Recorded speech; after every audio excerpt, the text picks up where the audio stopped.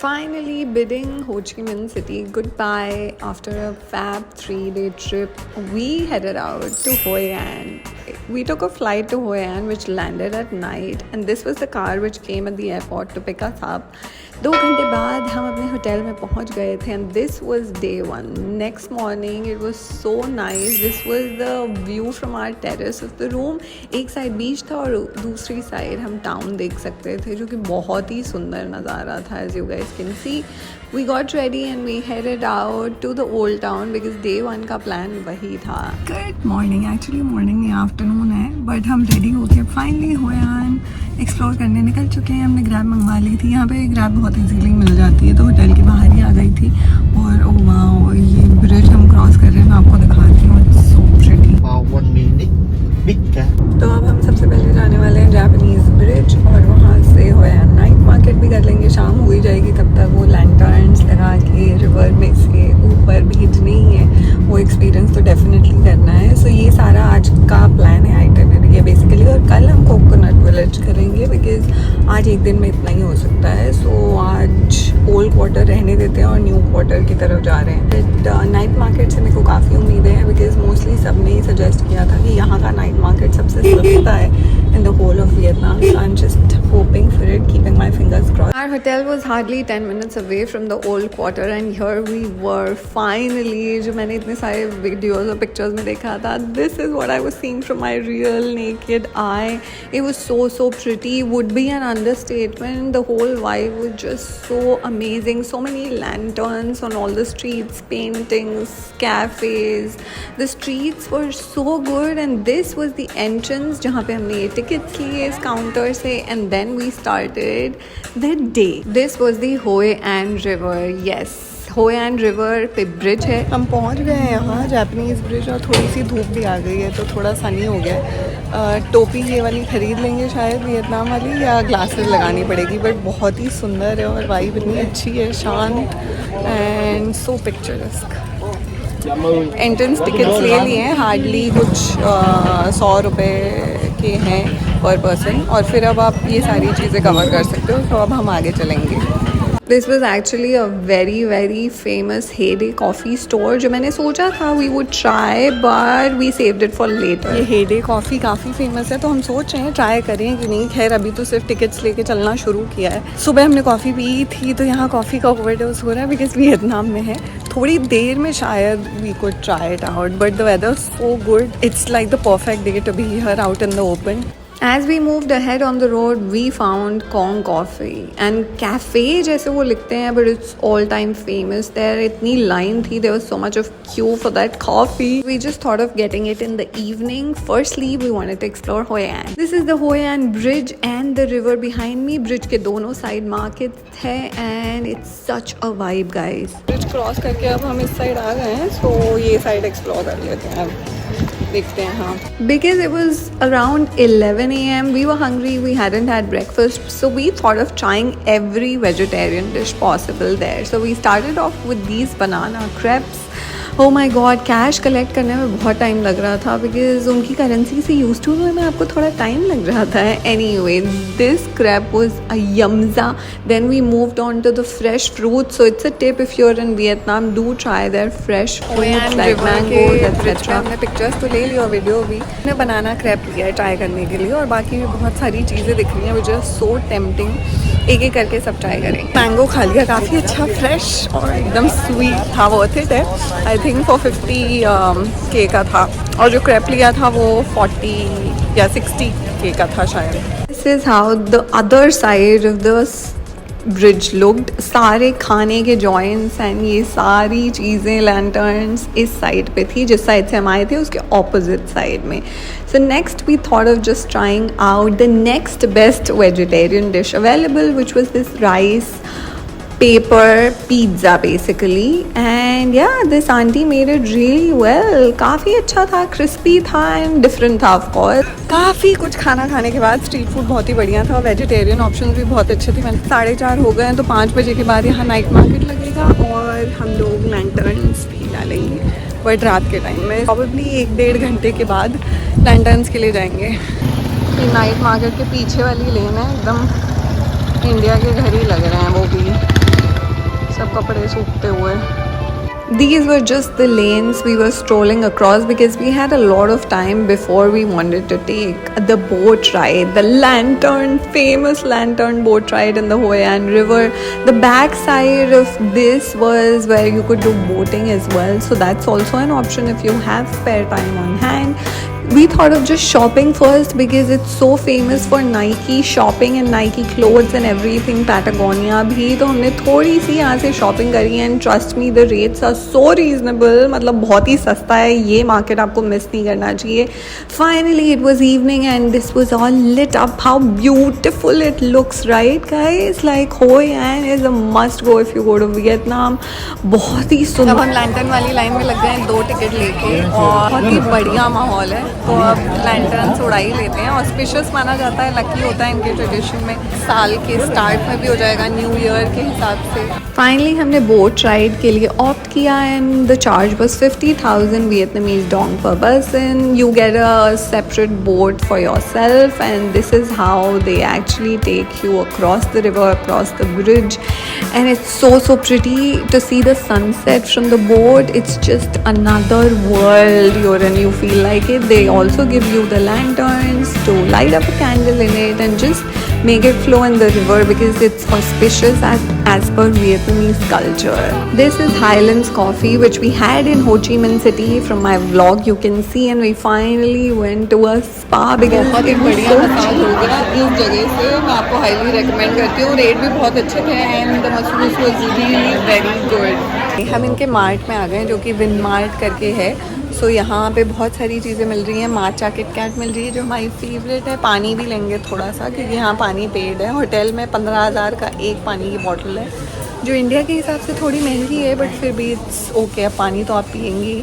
यहाँ पे मैं आपको दिखा देती हूँ. मोरलेस सब आपको मिल जाएगा, फ्रॉम श्वेपेस की ginger ale to Pepsi to बाकी भी जितनी स्नैक्स की चीज़ें हैं. तो if you want you can try this. कॉम कैफे की कॉफ़ी हमें ट्राई करनी थी दोपहर में, बट बहुत रश था और हम जस्ट एंटर ही हुए थे तो हमें घूमना था वगैरह. बट अब हमने सारा घूम लिया. लैंटर्न्स का भी काम हो चुका है. तो अब हमने करी है यहाँ पे ऑर्डर. कोकोनट मिल्क भी है इसमें, कंडेंस मिल्क के साथ. So it's kind of different. Let's taste and पता लगाते हैं कि वर्थ इट है कि. Kong coffees, Vietnamese coconut coffee is a must try, guys. Don't miss it in Vietnam. And this was finally, we were done with the day and we were just waiting for the limousine as they call it इनके चौराहे में. और ये है जिसको वो limo. इसमें भी बैठने का एक्सपीरियंस मिल ही गया. हार्डली 1.5 किलोमीटर के लिए, बट हमने सोचा ले लेते हैं. 50,000 का हुआ है ये दोनों के लिए. वैसे 10,000 पर पर्सन होता है, लेकिन अगर वो फुल हो कार तब. बट अभी हम अकेले जा रहे हैं सो वही रेट है. ये होयान में बहुत कन्वीनियंट है. नहीं तो साइकिल्स के भी ऑप्शन है अगर आपको ग्रैब नहीं करना है तो. पूरे दिन की थकान के बाद हम काफ़ी टायर्ड हैं, तो इसलिए हमने सोचा वॉक नहीं करना. काफ़ी वॉक हो गया आज के लिए, तो हमने ये ले लिया. This was a highly recommended vegetarian place in Hoi An, so we went there for dinner after a very long day. So we were so hungry.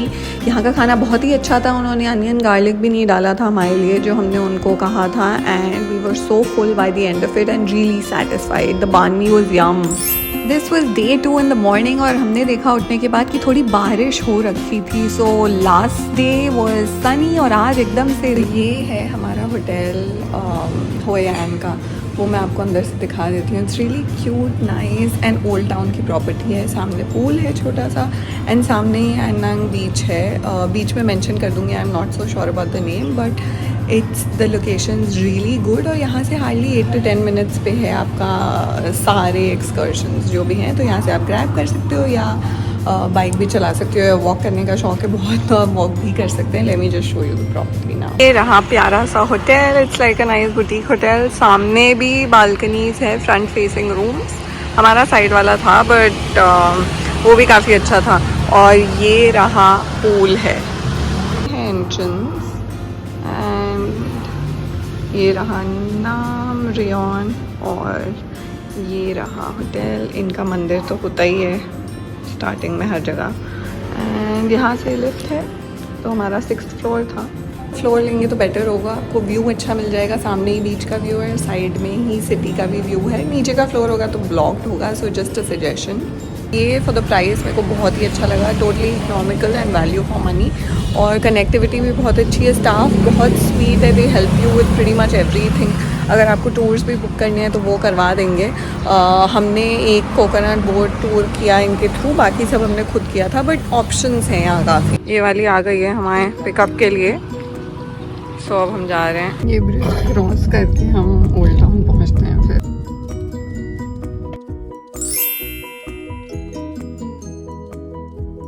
वो कोकोनट वाली जगह है, काफ़ी बढ़िया एंट्री है। अब अंदर चल के देखते हैं, रेंज बताती हूँ मैं आपको। कोकोनट बोट राइड शुरू हो चुकी है। ये यही लोग दे देते हैं, तो आपको ख़रीदने की ज़रूरत नहीं है। और पिक्चर्स और वीडियोस, और ये देखिए इसने नहीं पहना है बिकॉज इसके बाल ख़राब हो जाते हैं, बट अम्ब्रेला भी होता है सो जस्ट इन केस। तो आप दोपहर में भी आ सकते हो, ऐसी कोई प्रॉब्लम नहीं है। आपका कोकोनट बोट राइड अच्छी हो जाएगी बिना टैन हुए। I was actually thinking coconut boat ride काफ़ी ओवर रेटेड होगी बिकॉज मस्ट ट्राई है, बट एक्चुअली जब हमने वो करी we understood that it's absolutely worth it. यहाँ बार्गेन करना आप मत भूलना because they actually quote you very high price. आपको 50% से भी कम पे आपको सेटल होना चाहिए इसके लिए, but it was so fun. ये ऐसे सबको एक साथ ला के फिर स्पिन करते हैं काफ़ी स्पीड में। मैंने भी थोड़ी सी बोट, काफ़ी बढ़िया एक्सपीरियंस रहा। कोकोनट बोट तो मस्ट ट्राई, आपको होयान में आके करनी चाहिए, मिस नहीं करनी चाहिए। हम आए थे बालों कोकोनट बोट वाले के यहाँ पे बहुत सारी हैं लग के लाइन से, बट बार्गेन ज़रूर कर लेना बिकॉज उसने मेरे को 600,000 बोली थी, मतलब 6 लाख बेसिकली, बट वो 3 लाख में मैंने करवाई इवेंचुअली, तो 150 पर पर्सन। तो आप भी बार्गेन ज़रूर कर लेना यहाँ पे आके, बट एक्सपीरियंस तो बहुत ही अच्छा होता है। 1 घंटा टोटली वर्थ इट। और फिर थोड़ी सी टिप आप दे सकते हो जो आपके बोट मैन होते हैं उनको, बिकॉज वो बीच में बहुत चीज़ें करा देते हैं, पिक्चर्स ले लेते हैं वगैरह वगैरह। अब हम जा रहे हैं लंच के लिए, तो मैं आपको लंच वाली जगह दिखाती हूँ जो कि वेजिटेरियन ही होने वाली है, हाईली रेटेड है, इसलिए वहाँ जा रहे हैं। So let's go.